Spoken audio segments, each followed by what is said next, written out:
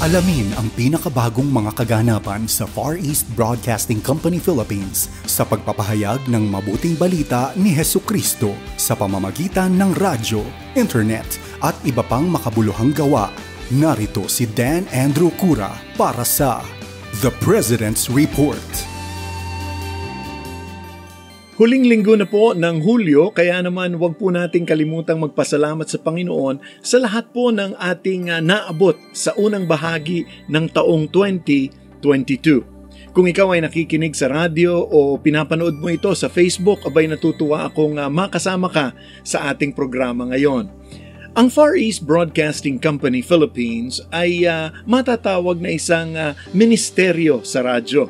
Kaya naman alamin natin kung ano nga ba ang nasa likod ng teknolohiya ng pagsasahimpapawid sa radyo at kung paano ka maaaring maging kabahagi ng pag-abot sa mas marami pang tao sa pamamagitan ng broadcast ministry na ito. Magandang araw po sa inyo. Ako po si Dan Andrew at ako po ang inyong kaibigan na magdadala sa inyo ng episode na ito ng The President's Report. Ang FEBC po ay itinatag ng tatlong misyonero pagkatapos ng ikalawang digmaang pangdaigdig. At ang misyon po nito ay ibahagi ang mabuting balita ni Hesukristo sa Asia, partikular na sa China. Kaya nga may Far East sa pangalan nito. Noong 1900s, ang radyo ang pinaka-advanced at pinakasikat na pamamaraan ng komunikasyon. Noon ay mayroon lamang mga nakalimbag na pahayagan, telegrama at maging yung pelikula na wala pang tunog o yung tinatawag nating silent movies. Ngunit ginawang posible ng radyo na maihatid ang tunog na maaaring kahit na daang-daang kilometro ang layo maririnig mo. Sa isang pitik ng switch o pihit ng dial, abay maaari kang makarinig ng isang awit o kahit pa isang buong orkestra sa loob mismo ng iyong tahanan. Ngunit sa loob lamang ng ilang taon, abay ipinakilala ang telebisyon. Akala ng marami katapusan na ng radyo nung dumating ang TV. Ngunit kabaligtaran ang nangyari. Nang mapalitan ng telebisyon ang radyo sa kalagitnaan o sentro ng inyong sala, abay naging portable naman ang radyo. Ang pagsasahimpapawid sa radyo ngayon ay kapareho pa rin ng pamamaraan tulad ng dati. Nagsisimula ito sa isang transmitter, isang aparato na nagpapalabas ng isang electronic signal gamit ang mga antena. At mabilis naman naglalakbay ang radio wave sa himpapawid na siyang nasasagap naman ng inyong receiver, yun yung transistor ninyo, na magsasalin nito sa mga tunog na maaari nating marinig at maunawaan. Kung mas mataas ang kapasidad ng isang istasyon, mas malayo po ang maaabot ng radio waves. Maaaring saklawin ng radyo ang isang malawak na distansya at sa makatuwid, ang anumang bilang ng mga tao sa loob ng distansyang yon ay maaaring masagap ang mensahe na ipinadadala nito. Sa pagpasok naman ng bagong siglo ay nagsimulang baguhin ng mga computer at internet ang komunikasyon. Ang internet ang nagbigay daan para sa email, sa mga chat room, sa mga vlog, sa mga live streaming at ngayon tinatawag nating podcast. Ngunit kahit na nag-iba-iba pa ang forma at pamamaraan ng komunikasyon, hanggang ngayon, ang radyo ay inilalagay pa rin sa mga sasakyan, sa mga kotse at maging sa mga pinakabagong mga mobile phones. Sa halip na masapawan ng umuusbong na teknolohiya ang radyo, ginagamit ng radyo ang bagong teknolohiya upang mapalakas pa at mapalawak pa ang saklaw nito. Ang katangian ng radyo na ito ang siyang mahalagang salik o dahilan kung bakit nananatili ang FEBC Philippines sa pagsasahimpapawid sa loob ng 74 years. Ngunit hindi lang yon. Ibinabahagi ng ating mga tagapakinig kung paano naging bahagi ng kanilang buhay ang ministeryo ng radyo. Isa rito si Ginang Loida Tamayo. Siya ay tagapakinig ng 702 DZAS, Agapay ng Sambayanan, noong pang 1985. At lumipat na sila sa Amerika. Ang kanyang buong pamilya ay pumunta roon noong 2001. Ngunit patuloy pa rin siyang nakikinig at sumusuporta sa 702 DZAS at sa FEBC. Pakinggan natin ang kanyang kwento. 1985 ay magsimula ako makapakinig ng programa ng 702 DZAS. Maging ang kapatid kong PWD ay nawili rin sa pakikinig dahil ito ang naging kaaliwan niya sa bahay.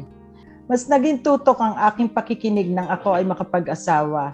At noong 1995, lagi kaming nakatutok sa DZAS sa aming car service para makapakinig rin ng ilang pasahero namin.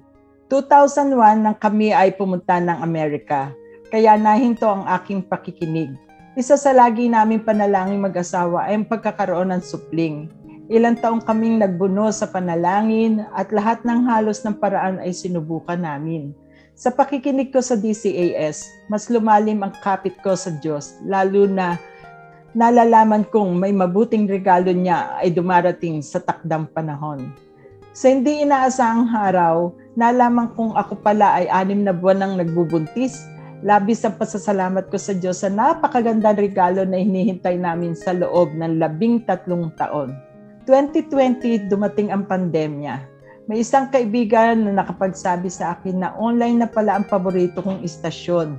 Muli kong naging kalakasan ang pakikinig sa 702 DZAS at bumalik ang dati kong sigla sa pakikinig kasi parang hindi ako nawala sa Pilipinas dahil close to home ang 702 DZAS. Ramdam ko ang bawat mga programa at mga panalangin nilalaan para sa bawat isa.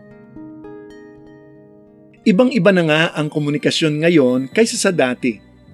Gayunpaman, abay nananatili pa rin ang ating mensahe at ang ating misyon na iparating ang pagmamahal at mensahe ni Hesukristo sa mga Pilipino saan man sila naroroon. At sa pagtanggap nila ng mensaheng ito, gumagawa ang Panginoon ng malaking pagbabago sa kanilang buhay. Bilang pagbabalik pa sa salamat, ako po ay direktang tumutulong sa FEBC. Alam ko na sa bawat tulong, malayo ang naaabot ng gawaing ito. Hindi lamang sa aking pamilya, kundi sa bawat pamilyang Pilipino sa iba't ibang bansa. Salamat sa FEBC kasi hindi lang ako nakatagpo ng istasyong Makadiyos. Nakatagpo rin po ako ng mga kaibigang tunay na nagmamahal sa Diyos. Naway lumawig pa ang ministeryong ito na tunay na malaking tulong sa pag-abot sa mga taong para kay Kristo. Maraming salamat Ate Loida sa pagbabahagi mo ng iyong kwento at talagang nakatutuwang marinig kung paano nakatulong ang mga broadcast ng FEBC Philippines sa iyong paglago sa pananampalataya. At pinupuri naman natin ang ating Panginoon sa iyong pag-agapay sa ministeryong ito. Tulad ni Ate Loida, abay hindi mabilang ang mga tagapakinig at sumusuporta na tumutulong din sa FEBC. May ilan sa inyong nagtalaga na ng kanilang mga talento at kakayahan bilang mga volunteer sa likod ng mikropono, paggawa ng mga programa at iba pang mga kapasidad tulad ng sa technical, sa administrative o sa mga gawaing umaabot sa mga community o yung ating community outreach. Sa pamamagitan ng inyong mga donasyon, natutulungan ninyong mapanatili ang ating mga pasilidad at mga programa sa radyo. At ang pinakamahalaga siyempre ay ang inyong suporta sa panalangin upang tayo ay laging gumawa bilang pagsunod sa Diyos na siyang pinagmumulan ng ating buhay at layunin. Sa kanyang biyaya, sama-sama tayong nagtutulungan sa ministeryong ito ng FEBC. Gaya nga ng sinabi sa Pilipos, Kabanatang 2, Talatang 13, sapagkat ang Diyos ang kumikilos sa inyo upang inyong naisin at isagawa ang kanyang kalooban. Abay, nais mo bang maging kaagapay ng Far East Broadcasting Company Philippines? Abay, mangyaring bisitahin lang ang ating official website, donatenow.febc.ph, at kung saan pwede naman kayong magbigay doon ng direktahan at pwedeng ipadala ang inyong donations online. Maaari ring makipag-ugnayan sa pamamagitan ng FEBC Radio Facebook page natin o di kaya naman mag-email po sa info@febc.ph. Lalong-lalo na kung mayroon po kayong mga partikular na katanungan sa ibang mga pamamaraan upang makapagbigay ng suporta para sa ministry ng FEBC. Nako, maraming salamat po sa inyong patuloy na pakikinig. Muli po ako po ang inyong kaibigan, si Dan Andrew, para po sa The President's Report. Maraming salamat, mag-ingat po kayo at pagpalain po kayo ng ating Panginoon.